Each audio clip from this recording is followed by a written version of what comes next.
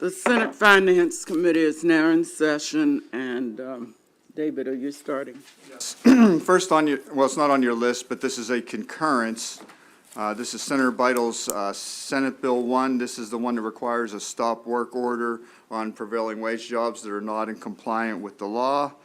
And the House amended the bill to look like their bill, which takes out the Commissioner of Labor, or takes out the appeals board from the review process, and also adds an opportunity to cure for the contractor and subcontractor should a stop work order be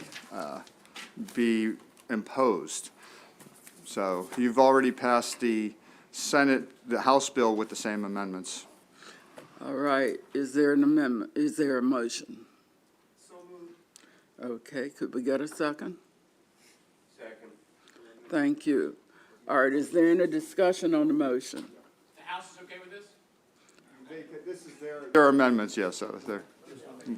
Okay, so, all right. All in favor, please raise your hand. Let's see if we can do it this way. Okay, let's call the roll. Do we need a roll? Is everybody good? If they won't raise their hands. I thought Senator Hershey did. Are you guys Did- raising your hands or no? So you All want right, roll? so we're gonna call the roll. This is a concurrence. Senate Bill 1. It's the stop work order on prevailing wage jobs. Oh, I know they like it. Madam Chair, you know, we're missing 3 people here. I think you should, I think you might, Let's follow our. we have a problem here on some of these bills. We got 3 I know, gentlemen. I know. I don't know what we can do. Okay, we should, Well, this is a simple one. Let's no, just it's do not that. simple. Well, I mean, in that we've already passed what we are asking But Madam you Chair, to we're consider talking now. about a separate vote here, and I'm looking around. Madam Chair, respectfully, I stand with Senator Kramer. A motion's been made and seconded. We have to vote. No delay. I'm gonna leave the room.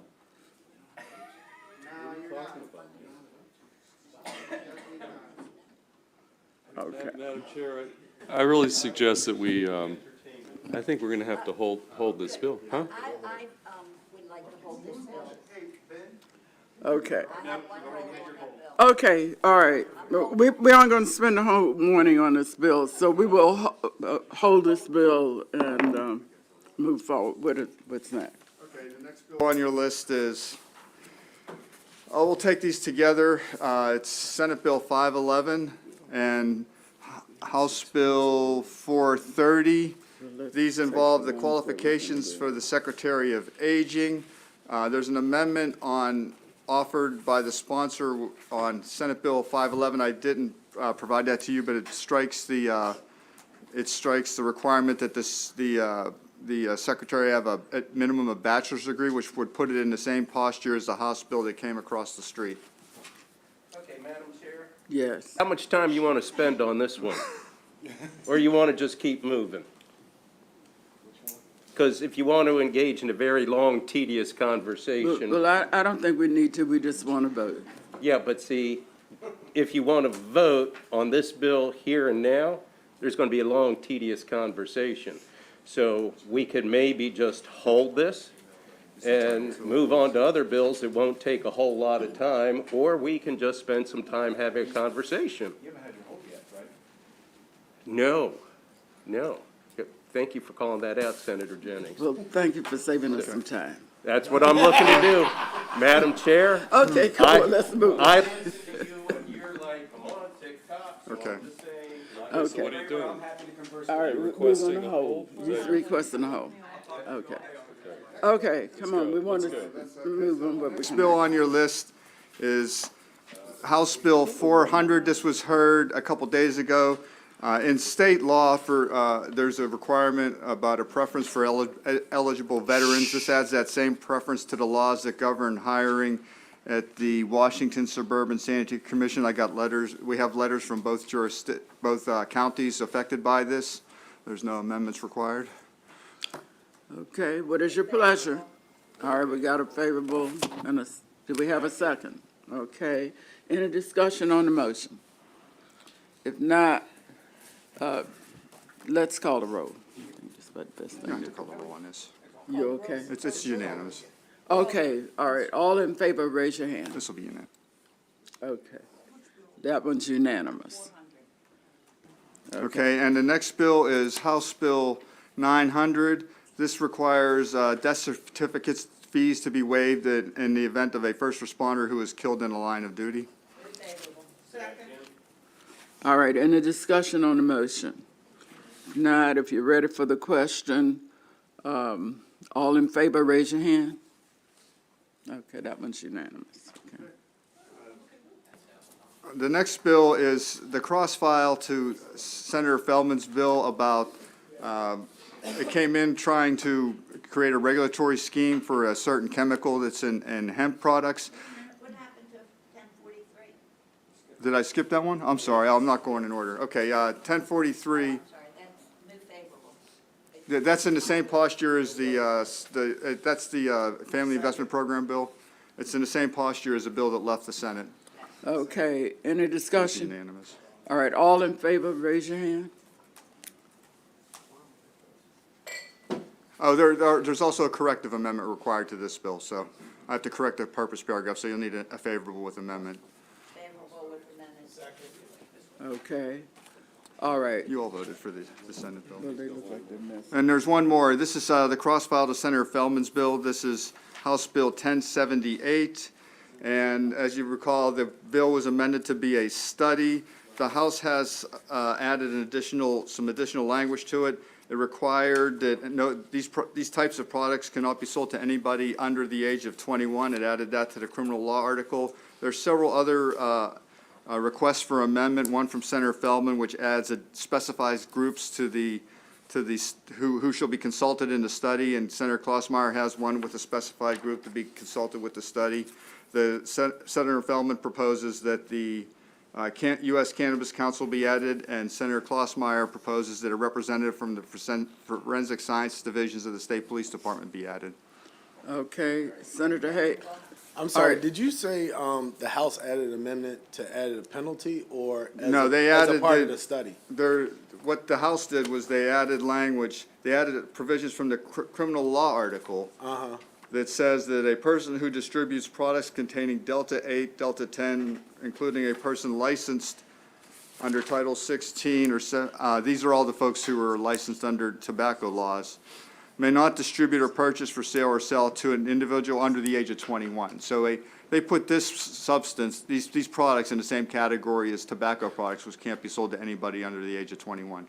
Right, but they've stepped outside of the realm of providing a study. Yes, yes, this is outside. They added this because there was, my understanding, a big concern in the House about these products getting into the hands of minors. Got you. And so we also heard testimony from some wellness individuals that some of this is used in in alternative medicine atmospheres to help with, wounds and other things. And so would that prohibit the use of this in those type of sounds like wellness this applications? is about general sales and not about medical treatments. Well, that's what I'm saying. But if you have a cream for some type of ache that contains this ingredient, are those also prohibited from the sale to a minor? I would, as I read this, if it has this specific chemical in it, you have to be at least 21 years old to have it, yes. For an ache.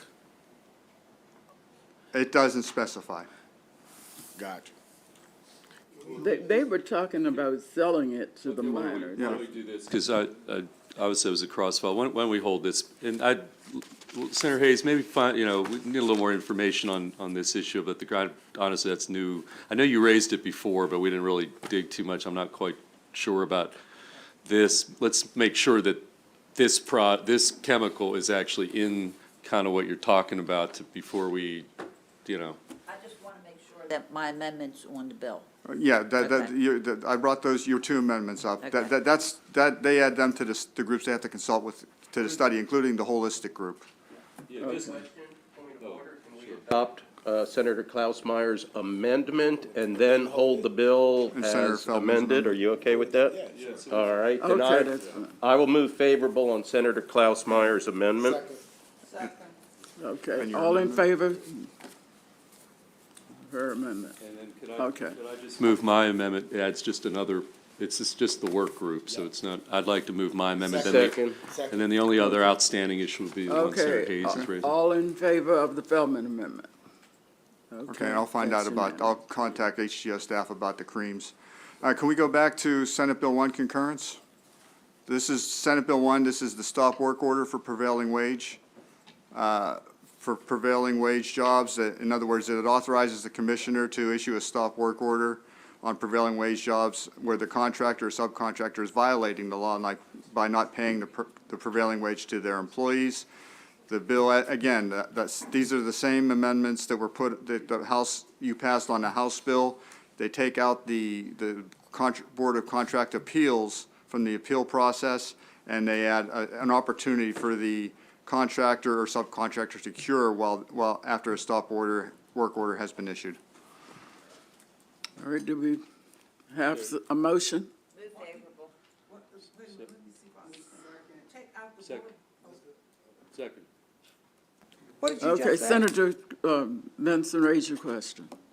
I'm sorry? Ask your question. Yes. What, could you repeat what you just said? The bill would have brought in the normally the Board of Contract Appeals doesn't have much to say on prevailing wage jobs. Right. The bill would have brought them in to be the final administrative review in the process.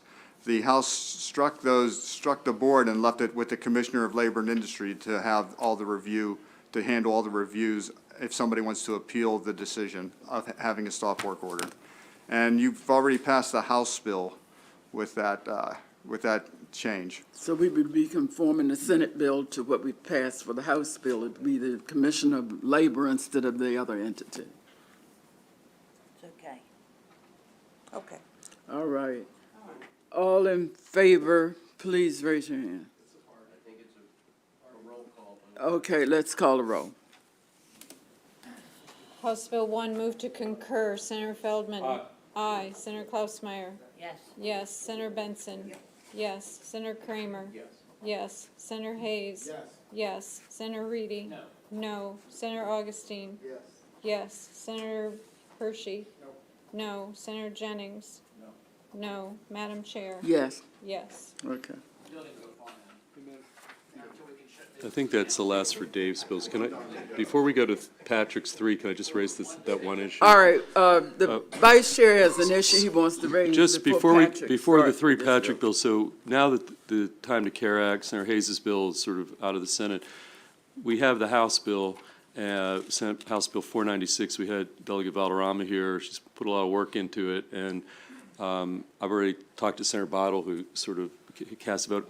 I'd like to move to conform her House Bill 496 to what we passed, and I put in the same posture. Again, she's put a lot of work into it. I think we should send the, it can be till next week. Dave's a little cramped, so there's no real rush on this, but you could report it next week. So that would be my motion, and Senator Bottle's already weighed in with. All right, so since it wasn't on today's voting list, we can agree right now, and we know it will be a delayed reporting. But as far as the vote, it could be the same vote that we took on the motion to concur, or I don't know how you want to handle that. That'd be That'd be by the same vote. on the concurrence, we did that concurrence. That's fine. Is Okay. that your motion? Do we That have would a be, second? however you voted on the concurrence would be deemed to be your vote on this. If Okay. that 6-5, if I recall. Well, Senator Bottle did, And this was on which well, bill? she, Wait a minute, which bill is this? it's the prevailing, the Hayes bill, we're just doing the same. No. Well, no, she's not gonna be here. Okay. Okay, well. All right, Are let's we gonna move. allow the senator, she submitted her vote to Dave before she walked out because of a health reason, but if you guys don't wanna do that, then we Okay, can well, hold. all right, well, I tell you what, we don't want to spend all day on it. We've already, I think it's passed. Okay, fine. All right, Patrick. So the next bill is House Bill 259. This is the bill that would establish privacy protections and rights relating to biometric data that's applicable to private entities. And we have a packet and then another amendment also from Senator Hayes that you should have had circulated yesterday. Which is included in the packet, 2 amendments from Senator Klaus Meyer, and I think an amendment from Senator Reedy. So maybe I could just start with them. Start with the amendments that are being offered by Senator Feldman and Augustine. Can I just, Madam Chair, I do want to thank Senator Augustine, who, did work with me and council to put together at least the reprint. Obviously, we'll take up other amendments. I just want to thank Senator Augustine for his help on this. But, well, I don't know. We'll see. Let's start with the Augustine Feldman amendments. We don't know how much time we might need on something still before us, so let's move it. So the first thing, the first amendment on page 4 of the reprint, this is in the Feldman-Augustine amendments. It would exclude from the definition of biometric data information collected, used, or stored by automotive technology for crash avoidance and other vehicle occupant and pedestrian safety purposes. I think there was some testimony that came in from the trade association that represents the manufacturers of this type of technology, the advanced driver assistance systems. So this would exclude from the definition of biometric data that category of information. On page 5 of the reprint, there was some requests for modification to what consent could include under the bill, and so this broadens the acceptable means of consent to include an oral statement. If a record of the oral statement is created and maintained by the private entity or a third party acting as a processor for another entity, and at the request of the individual or an individual's legally authorized representative, the record of the oral statement can be provided to the individual or the individual's legally authorized representative. So oral consent would be allowed, but there would need to be some sort of record that would be maintained by the entity that would collect it to establish that the consent was obtained. I think this is part of one of the concerns that came up from one entity that uses voice print technology for monitoring individuals who call in to obtain information or perform certain actions relating to accounts, and so that would provide for consent. There was a request to, below is an exemption from the definition of private entity that's subject to an entity that conducts biomedical research. I think you saw this in the last reprint that we had before the committee. The definition of sale in the bill is expanded to mean the provision of biometric data for monetary or other valuable consideration. And there was some thought that this could, if without this amendment, it could present a potential loophole for certain types of bartering transactions. On page 6, this is the section of the bill that deals with the policy for retention and destruction of data. And I don't think that there are any amendments reflected here in this reprint. On page 7 is the duty to protect biometric data. On page 8, this is the prohibition on sale. So under the bill, a private entity may not condition the provision of a service on the collection, use, disclosure, transfer, sale, or processing of biometric data unless the biometric data is, under the amendment, substantially related to the provision of the service, instead of a more restrictive standard, which would be strictly necessary to provide the service. And here's the provision that there's no change in this set of amendments to the provision that would prohibit charging different prices or rates for goods or services, or providing a different level or quality of a good or service to an individual who exercises rights under the bill. Moving on to page 9, this is the part of the bill that prohibits the collection, use, disclosure of this data without consent.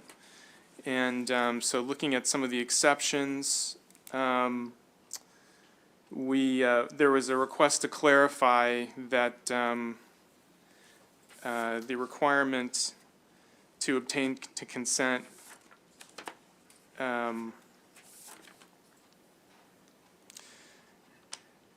doesn't apply if the disclosure is to a processor and is reasonably necessary to provide a product or service requested by the individual or the individual's legally authorized representatives and made in accordance with a binding contract that sets out the processing instructions to which the processor is bound with respect to the biometric data, including the nature, duration, and purposes of the processing, and prohibits the processor from using or disclosing the biometric data for any other purpose. So these processors are the third parties that don't own the data but provide services for the private entities. And there was some concern that some of these back-end services, they wanted a clarification that two consents would not be required, like a separate consent would not need to be obtained by that processor. Under the part of the bill below that's in subsection B here, this is the fraud prevention and security exception section from the requirements for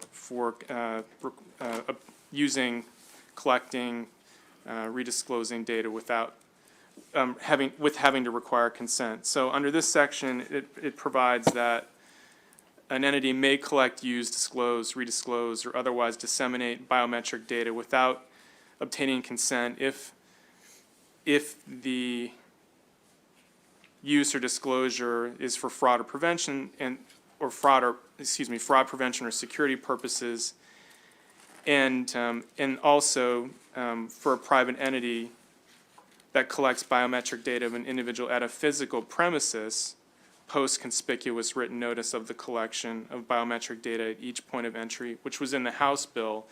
But because there are additional circumstances outside of the brick and mortar context, the notice requirements have been expanded to address the additional circumstances. So for a private entity that collects biometric data of an individual during a virtual encounter with the individual, the requirement would be to post this conspicuous written notice of the collection on the website of the private entity.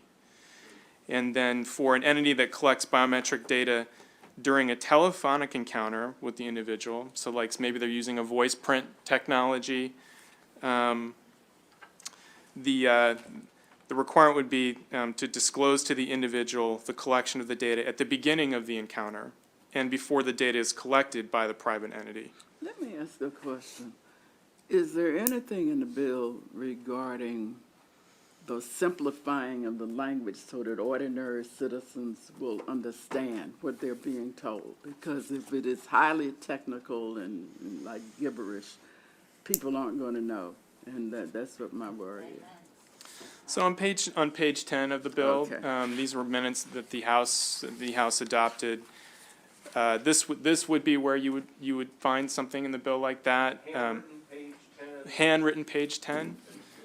So this is that item 3. The notice must inform consumers of the categories of biometric data to be collected and the purposes for which the categories will be used. So they have to. So this does specify some elements that need to be in the notice for consumers. Well, I think we are capturing in this bill very well the scope of what information should be given, but I'm concerned about the modality of the language, and is it such that an ordinary person would understand what they're being told, as opposed to it being something that scientists and engineers would be the only ones to understand. And didn't we just have a bill, yesterday or the day before, Madam Chair, that incorporated a provision, just like you're saying? I think we did. Patrick, ring a bell? Yes, we did. Maybe you weren't here, maybe it was somebody else. Well, But in fact, Senator Reedy even flagged it, correct, Senator? okay. About was- plain language, I remember something about plain language. It was a long day yesterday. I'm trying to remember. There was a lot of stuff we were working on. Okay, I see your light, Senator Reader, but it's, I'll wait. okay. But I would say if an amendment, were to be included, I mean, you could require the notice to inform consumers in plain language Right. of the categories of biometric I data. think that would really be important. Yeah. Oh, I asked a question about Senator Klaus, Meyer agrees. Look, let's go through, but that's I think that's probably good, that's a good suggestion. I like it. Work on amendment or a conceptual amendment? Let's compile the good conceptual amendments, and then at the end here, we'll. Okay. So on page 11, this is the part of the bill that addresses the duty to disclose. And there was some concern that the requirement to provide biometric data to the individual was potentially not helpful to consumers, because it would include a lot of information that may be jargon or gibberish, and not and also potentially, there was some testimony, potentially could be accessed by bad actors. So this amendment would limit the disclosure requirement to categories of biometric data and purposes for which the biometric entity used the biometric data, instead of the actual data itself. It would be the categories of the biometric data and purposes for which the entity used the data. Okay. I don't. And then on page 12, oh, go ahead. This was the. Pull your mic up so we can all hear you. Your mic Oh, I'm is now. sorry. Thank you very much. This was the section that really was of concern for a number of the people who came to my office to talk about this bill. This right here, it talked about what happens when, well, they gave a prime example of fingerprints. Is that where we have done something in the way of protecting people's fingerprints? Senator Feldman. We're gonna go through this. Let's just be really clear. The whole point of this whole bill is when you're given your fingerprints, your retina scans, all this biometric information, it's still gonna be collected. All the bill is getting at is pretty simple. When you give this unique thing that's only yours, and once it's out, you can never, you That's can't right. collect it and you can't sell it without your consent, and we've got some notifications. So I just want to come back to the committee that that's what the bill is. We're entering an age where people are collecting some pretty, specific iris scans, facial recognition scans. That's not like a credit card. That's not like a social security number. You can't cancel that and get a new credit card. Once that's out in the world, that's there for the rest of your life.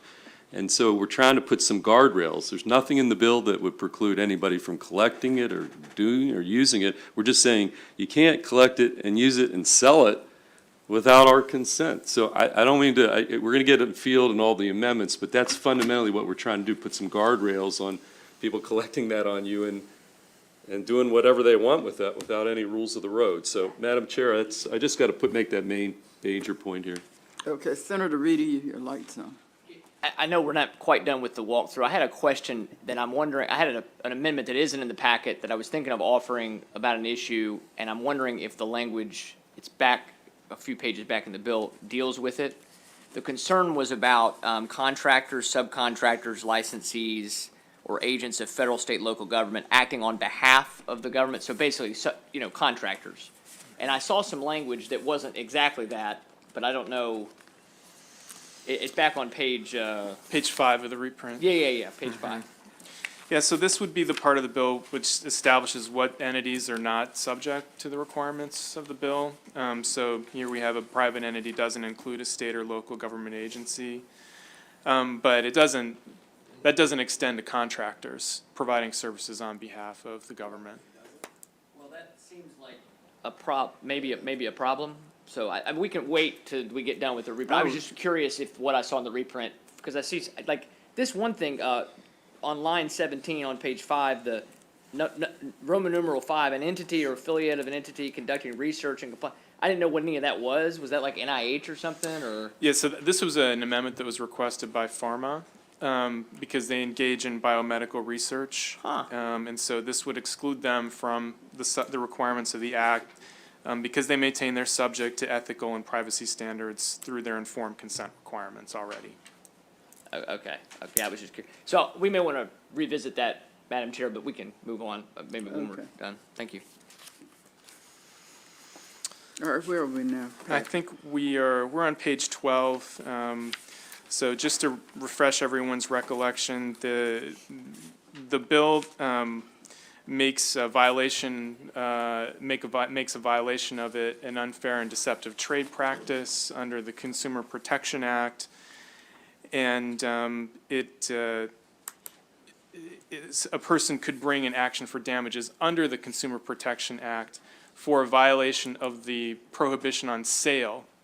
So that one provision of the bill is the basis on which a person could bring an action under the Consumer Protection Act.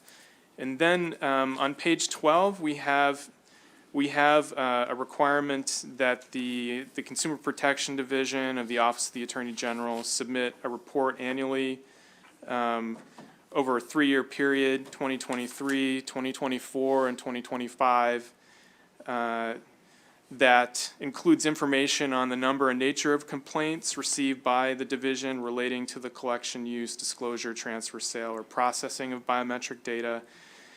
This report would include a review of the offering of bona fide loyalty, rewards, premium features, discount, or club card programs by private entities that require the collection and use of biometric data, including a summary of any investigatory and enforcement activity and complaints and lawsuits filed by consumers relating to these programs in Maryland and in other states.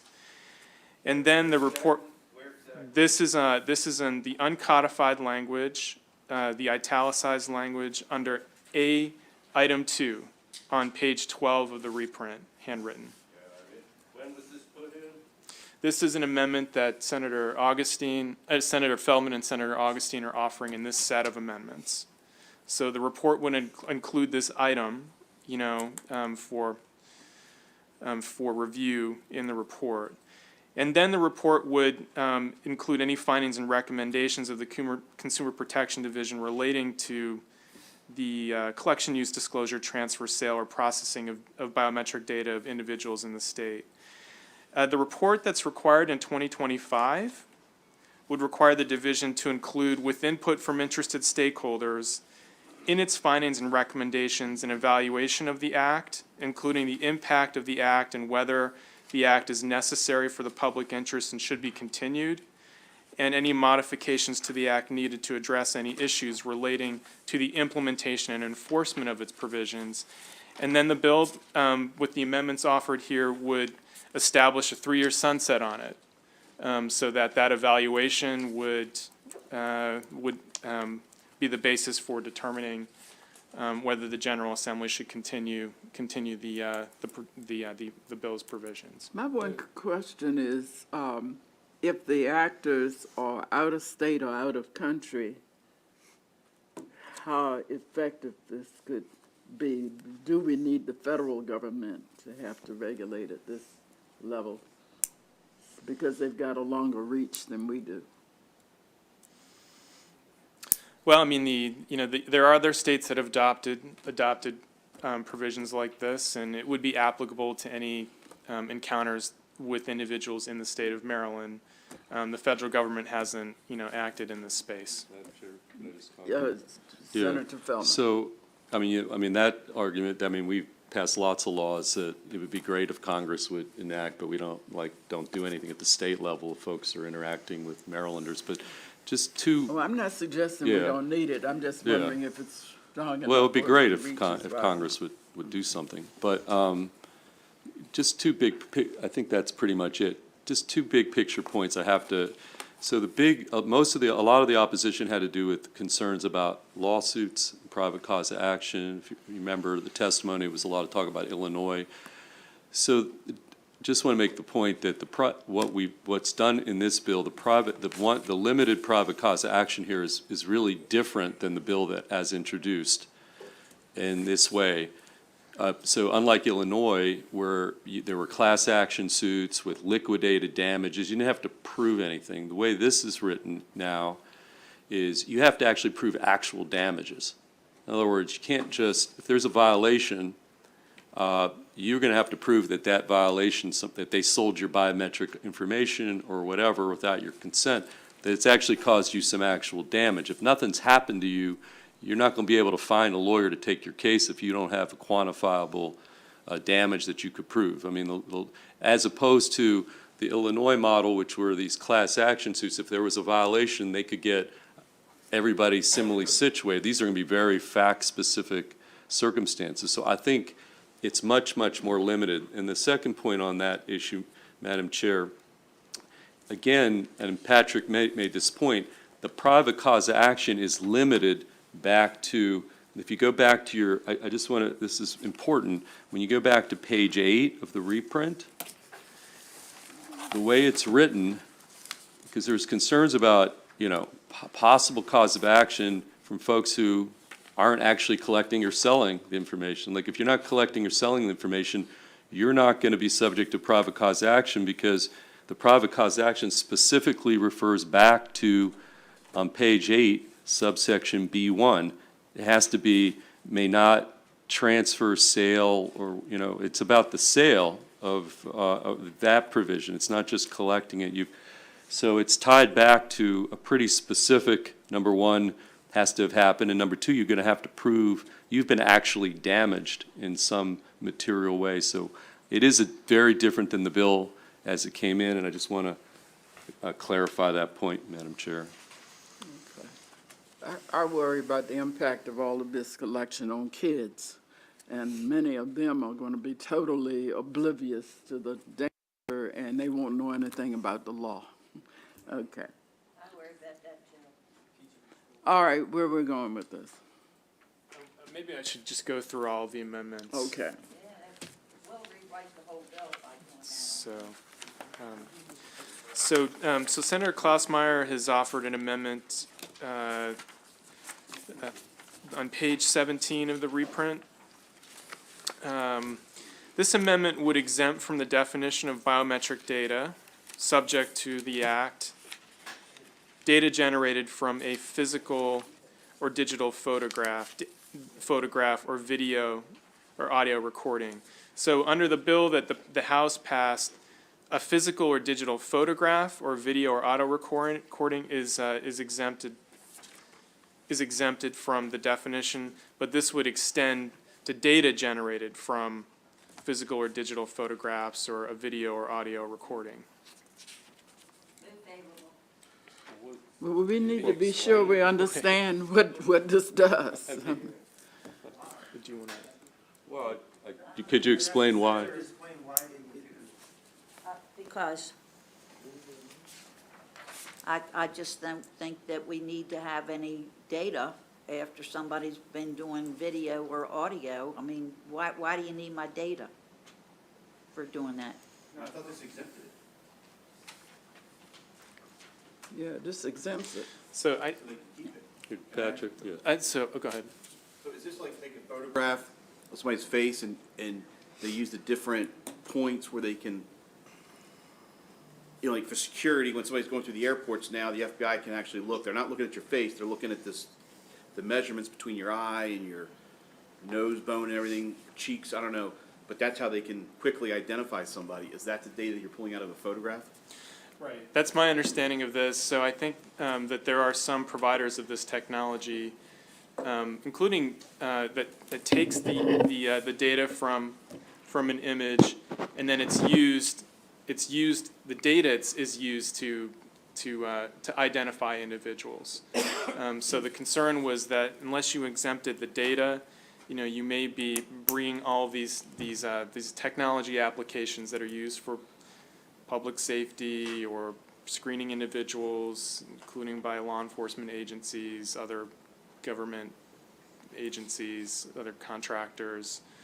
You may be Well, could you bringing those applications under the requirements of the act. So they would only be able to hold on to data for, a maximum of 3 years and whatnot.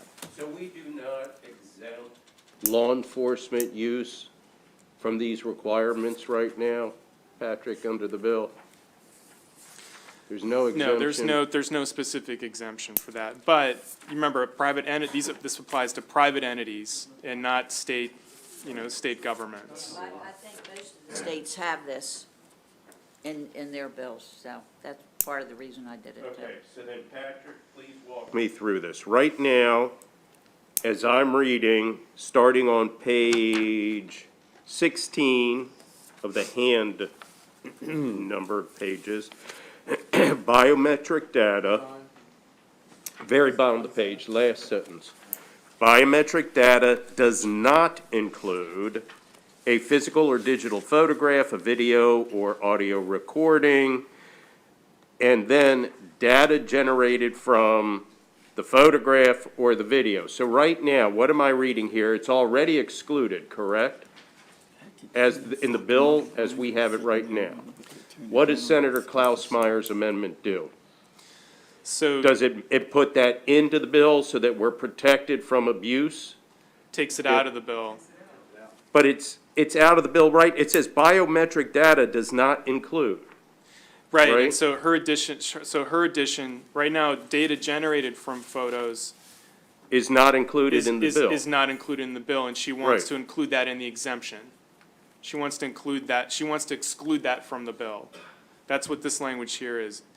Her amendment would exclude from the definition of biometric data that's subject to the bill, data generated from a physical or digital photograph or a video or audio recording. And maybe it ought to be excluded if it's done by the government, but you wouldn't want private actors. Correct. Yeah. Be excluded. Yeah, Madam? Yes, Senator Augustine. Thank you, Madam Chair. I think that what you were saying was right, but I would also just say to folks, we already, as Senator Kramer was getting to, we already put in the protection before. I mean, I find this to be sort of like over the top. I would resist this amendment. We already have it for the photograph above it. This is going beyond what I think would be reasonable. So I would just resist this amendment. I don't think that it's. Let me ask one question. I see Sakamoto Wangle from the AG's office sitting back there. I wonder if the AG has any take on this. Come on up, Steve. Steve Sakamoto Wangle, come on down. Your voice recording. The recording one thing. Take the actual Um, sound of your voice. Not having seen the reprint, I really, haven't, been able to see the language. I mean, it sounds like it's comparable to what's in there. So we'd like to limit the exemptions as much as possible. Okay. You said it's already there. Yeah, I mean, it sounds like it's already there. I haven't seen the reprint, but Don't need to add on extra. Well, that's what we wanted to just explore. Okay, thank you. Senator Jennings. Deeper into this.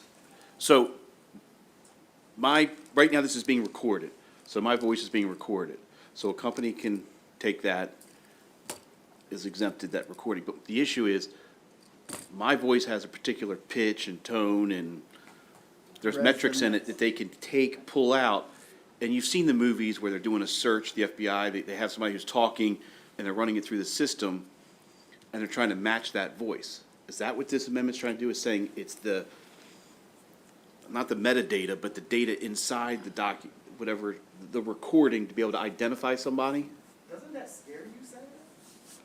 Well, wait a minute. Yes, but for law enforcement, it doesn't Wait- apply wait a to minute, law let's enforcement. talk one It's at only a time. private entities. I'm just trying to make sure that that's what we're Yeah. talking about.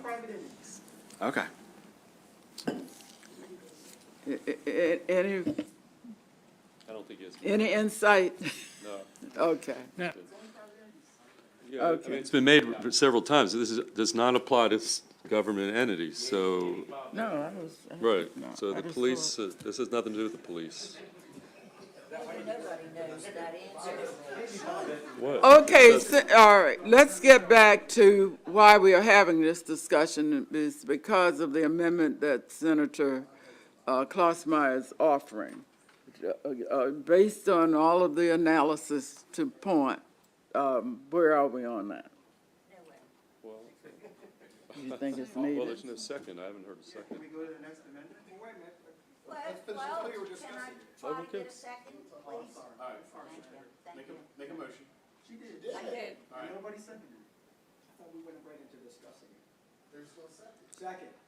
Okay, fine. Okay.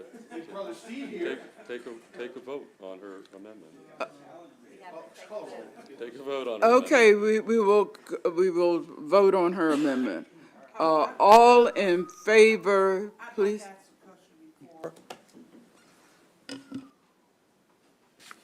What we're voting on I think what he's saying is to exempt these items.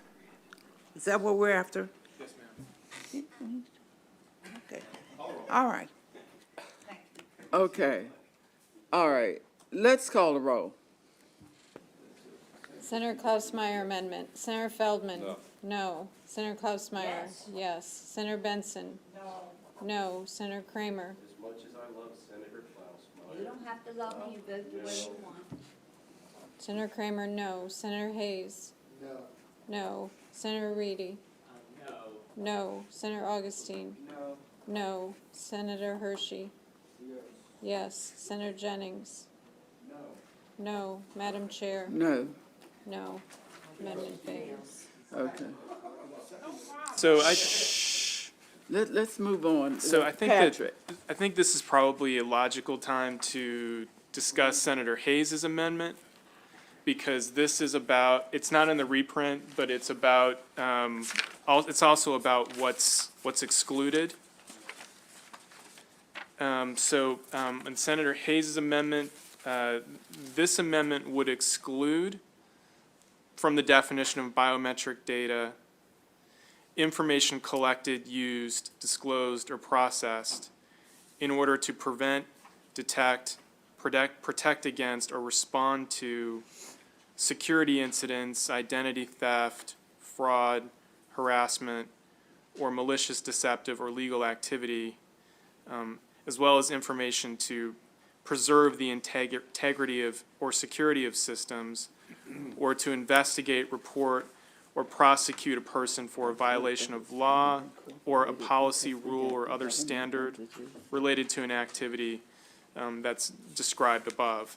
And then in addition, what the amendment would do, if you go to page 9 of 11,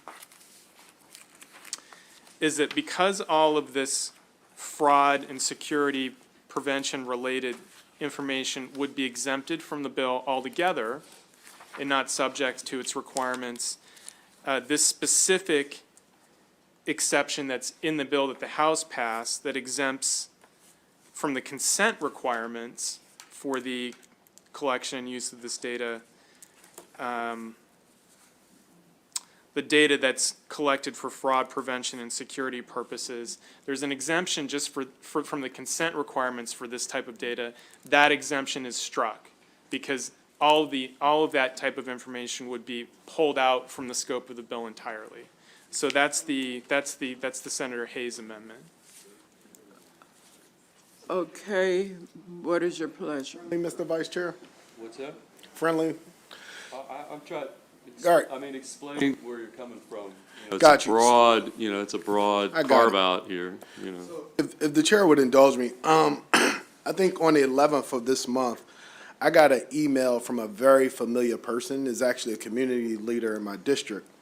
And it said, "Hi, sorry to bother you. Do you order from Amazon? Thanks." And then her name is there. And I said, "Sure, I order from Amazon plenty." She said, "I need to get an Amazon gift card for my niece. It's her birthday. I tried purchasing them myself, but my card was declined. Could you get them on Amazon and have them sent to her email address?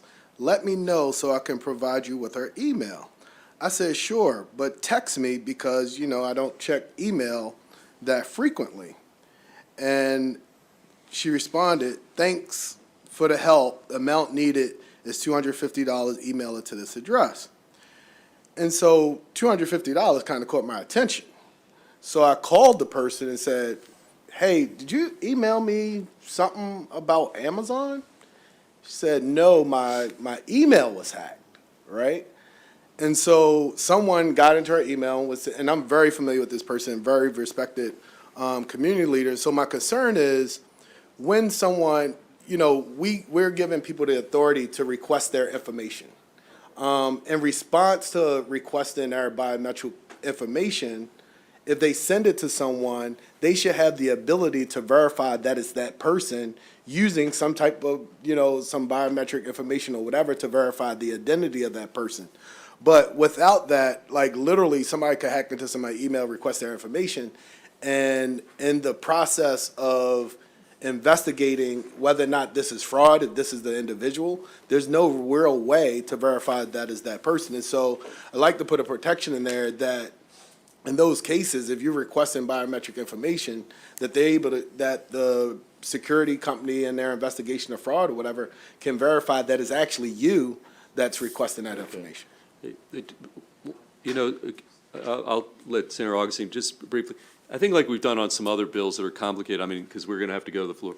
I think, this is probably going to we'll have to have continue this conversation when we meet again, because we're going to have to go to the floor. So why don't we make this kind of the last point? Senator Augustine might want to weigh in, and then we might have to just break and go to the chamber, Madam Chair. And then when we meet again, we'll just fact, I continue think- going through the amendments and see where we land. But In fact, I would say that we go ahead and break now.